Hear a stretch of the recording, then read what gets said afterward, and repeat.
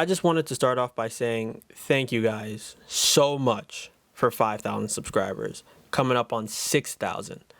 I meant to do a thank you video already, but we kept passing milestones so quick. But now it's slowed down a bit, so I just wanted to get my thanks in now before I forgot or we passed another milestone. Alright, so back to the video. Once again, thank you. Okay, so I feel like Mordecai's extreme simping left him to be a low-hanging fruit to be made fun of, which is completely understandable. Now, I'm not a hater or nothing, but I always see a lot of praise for Rigby.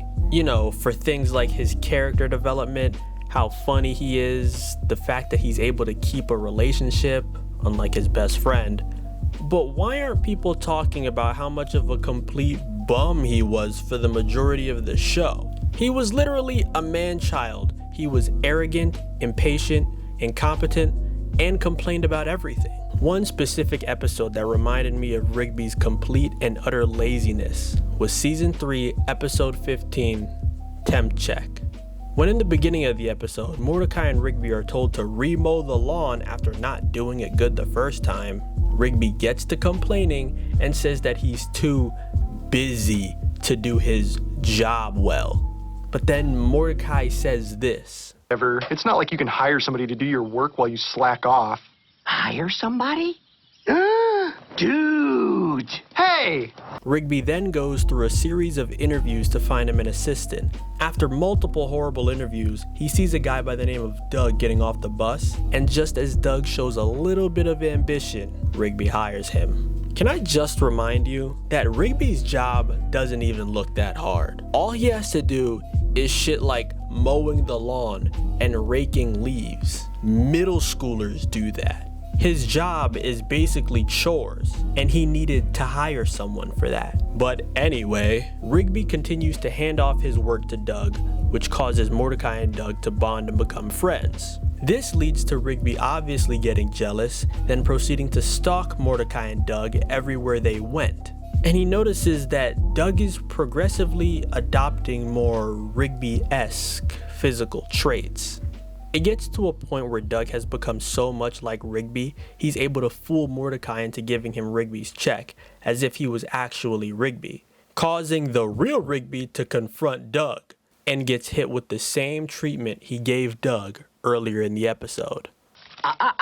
First I gotta cover the finder's fee. Here you go. Wow, this is the most I've ever been paid. Oh, you mean this one? Sure, take it. Gotta cover the finder's fee, remember? After, Rigby tries firing him, and Big Doug is not going out like that, so he completes his full transformation and proceeds to give Rigby a well-deserved ass beating. They go through a series of tests to prove who the real Rigby is. Doug, unfortunately, fails this and is handcuffed and taken to jail. Then, Rigby has the audacity to say this after Doug tries to give him some inspirational words. Wow, what a windbag! I thought he'd never shut up. I can't believe you guys thought Doug was me. You must feel like idiots. Am I right?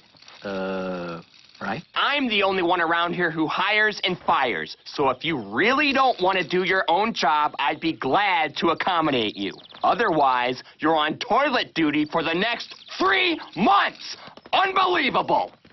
Dude, he makes it so difficult to feel the slightest bit of sympathy for him, even after he just became a victim of identity theft. Why Benson did not fire him, the world may never know. Like, bro, I was thinking, if Doug wasn't a damn criminal, Benson should have just hired him and got rid of Rigby. Would have been way more beneficial to the park. This episode also showed that Mordecai is nowhere near as much of a bum as Rigby is, which I think everyone knew, but still. Rigby is the reason why both of them got into so much trouble in the earlier episodes. Just set up the chairs, grilled cheese deluxe, Dawn, the power. All of those were because Rigby wouldn't listen, was too lazy, or just flat out stupid. So yeah guys, there's no twist or valuable lesson for this video. I just need to give Rigby the criticism he deserves since he's always getting praised. And that isn't to say that I hate Rigby. I don't hate him. He was a great character and to me one of the funniest people on the show. But that doesn't excuse him for the fact that a lot of these episodes, if you trace it back to who and why they got into whatever fucked up situation they'd be in, it would always lead back to Rigby.